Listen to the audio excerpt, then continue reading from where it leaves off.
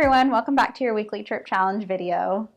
This week in Chirp, we talked about misguided support and improving parent and teen communication.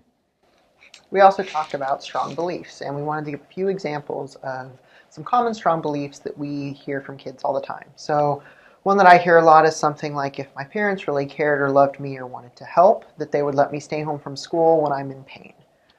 And if you think about it, this is something that really doesn't work well with that avoidance cycle, which I think we're going to touch on a little bit later.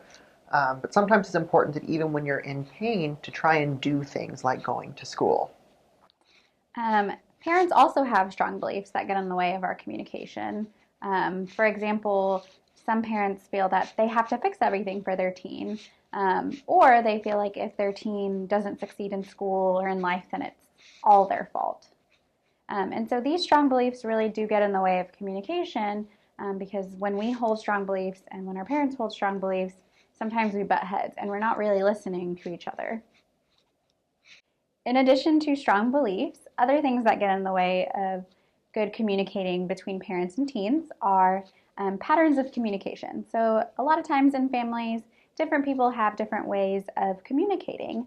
And so we would like to remind you of some negative communication patterns that can make communicating between family members really difficult, and they're positive alternatives so that you guys can work on these as a family and improve communication overall.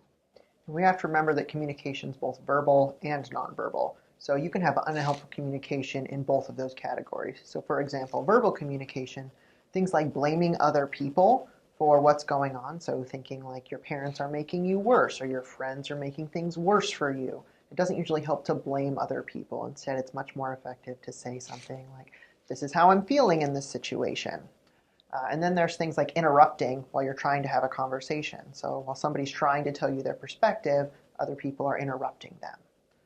And then there's the nonverbal ones. So that can be things like rolling your eyes or just like completely disengaging from someone. And when you're doing that, it's not especially helpful in not making the person feel like they can actually talk to you. And if you think about it, how do you feel if someone does that while you're talking? All right, so we talked about effective communication, and when we talk about that, there's 4 things to keep in mind. The first is active listening, which means that you're just listening and paying attention to what a person is saying and making them feel like they can keep talking to you and you understand. The second thing is emotional congruity, which really just means saying what you're feeling and also paying attention to how intense your emotions are. If you're feeling super overwhelmed by how you're feeling, it's probably not a good time to be trying to communicate. The third thing is nonverbal communication. So as we talked about, it's not just what you say, but how you say it. So making sure that you're making eye contact with people, have appropriate body language, and also just having a calm, cool, collected tone of voice so that people feel like they want to continue to have a conversation with you instead of getting defensive.